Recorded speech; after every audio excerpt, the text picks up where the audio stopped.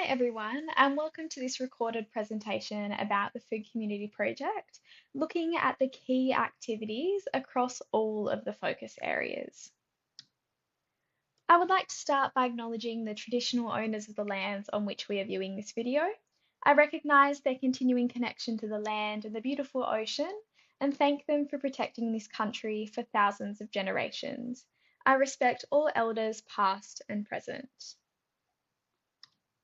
So here we have pictured our food community team, which is led by Dr. Stephanie Godrich. We have Professor Amanda Devine, Associate Professor Mel Stoneham, Isabel Kira, Jess Doe, and Emily Humphreys, and together we make up the Food Community Project team. So the Food Community Project aims to identify, map, evaluate, and strengthen government and community food security initiatives across the WA regions to support food security action. So we're conducting this work across 6 WA regions, including the Wheatbelt, Midwest, Great Southern, Kimberley, Pilbara, and Goldfields. Throughout 2022 to 2023, the Food Community team conducted interviews with government and community-led food security initiative leaders across regional Western Australia. We have 9 different focus areas that are organised into our interview guide that we've used to ask questions of people who are running food initiatives. Focus Area 1 is about shaking things up. Focus Area 2 is about joining up and rippling out. Focus Area 3 is about creating identity and combining resources so that it starts to lock in a new way of working. Focus Area 4 is about embedding, watching, and responding to that new way of working. And Focus Area 5 is about building collective knowledge. These first 5 focus areas are about helping communities to shift towards a more effective way of supporting food security. Then focus areas 6, 7, 8, and 9 relate to two-way communication between government and community. Focus areas 6 and 7 are about government exploring food security solutions and innovations that already exist within the community. And focus areas 8 and 9 are about governments taking those learnings about community food security solutions back up into government systems to embed them in there. And each of these focus areas are made up of a number of characteristics, of which there are 36 in total. During the interviews, initiative leaders described whether and how their initiative possesses each of the characteristics embedded across these focus areas. And our food community team analysed the participants' comments from the interviews thematically to see what the most common themes across each focus area and their characteristics were. Firstly, we're going to look at Focus Area 1, which is all about shaking things up, and it's important to help push a system of initiatives into a state of disequilibrium. And this is a state where the current equilibrium, so the current way of working, is disrupted. At Focus Area 1, initiatives across regional WA were most likely to possess characteristic 1.5, which is about identifying clear geographical or issue-based boundaries. Most commonly, initiatives delivered activities with the community in their specific town and or shire that they're located in. And some of them were bound to regulations such as the land that was allocated to them by their shire. Next, Focus Area 2, join up and ripple out. This is important to create a tipping point so that systems change can be amplified throughout the network of initiatives quickly. These changes help the system to shift from an old way of working towards new, better ways of working. At Focus Area 2, initiatives across regional WA were most likely to possess characteristic 2.5, which is about creating connections with other projects, groups, or individuals who are also addressing food security in their area. Initiatives often established linkages with other groups, such as health professionals, as well as the Food Community Project team or government representatives that are also working in the local food security space. Next, Focus Area 3, create identity and combine resources, helps to move the system of initiatives towards a new way of working.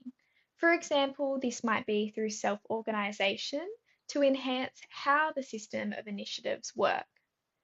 At Focus Area 3, initiatives across regional WA were most likely to possess characteristic 3.1, which is about using logos, taglines, branding, or resources to increase awareness and understanding of a food secure region.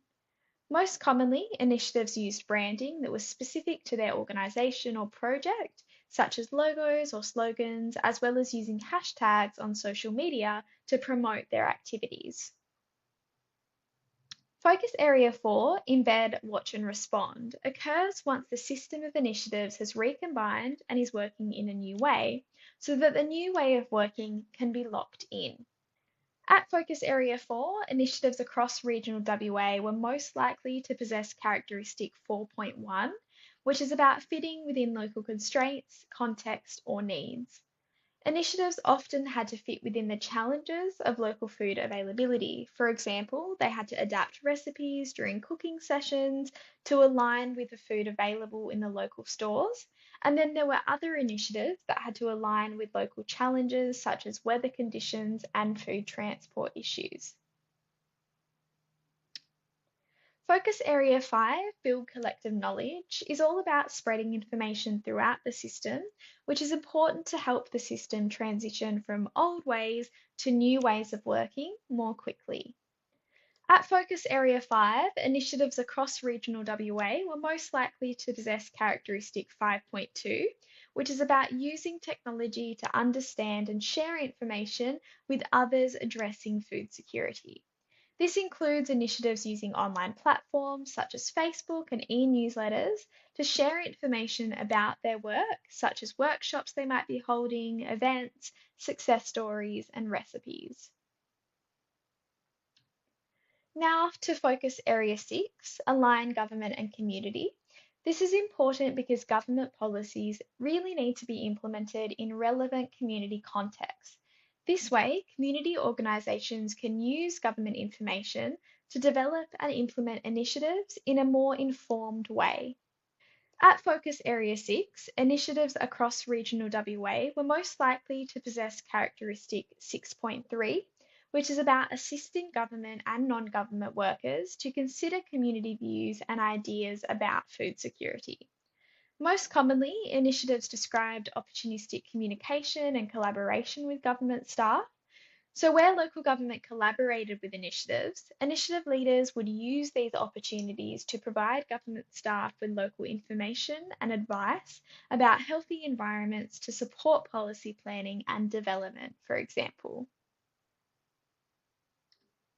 Now to Focus Area 7, Shape Policies with Community Voices. This is important because elected members need to be supported to consider community ideas as they provide insights into the electorate area about community member priorities. At Focus Area 7, initiatives across regional WA were most likely to possess characteristic 7.2, which is about assisting elected representatives to consider community views and ideas about food security. Again, this was commonly done through opportunistic engagement with politicians. For example, when local politicians would attend initiative events, initiative leaders would take that opportunity to engage with them informally to increase awareness about their work as well as local issues. Focus Area 8, Tap into Community Know-how, supports government workers to take community food security insights back into government so that those insights can be used in future work. At Focus Area 8, initiatives across regional WA were most likely to possess characteristic 8.2, which is all about linking community-led activities and government strategic plans. Most commonly, initiatives aligned their activities with their local government public health plan or community strategic plans. Then, for those initiatives that were led by government, such as public health plans, they would engage community led activities in their action areas that were related to food security.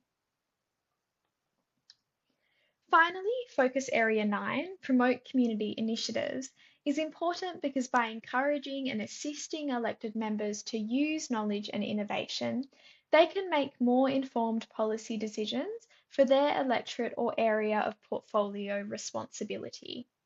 At Focus Area 9, initiatives across regional WA were most likely to possess characteristic 9.2, which is about providing elected representatives with community information about food security that is relevant to their electorate area or portfolio. Again, this was commonly done through opportunistic engagement with elected members. For example, initiative leaders would engage with elected members informally and share relevant food security information with them when they attended events. This brings us to the end of the focus area's key characteristics presentation. We would like to acknowledge and thank our project partners and funders which are listed here. Thank you for listening to this presentation. If you have any questions, please email us at foodcommunity@ecu.edu.au. You can also follow us on Facebook to keep updated with the project and head over to our website and sign up for free to access a variety of resources.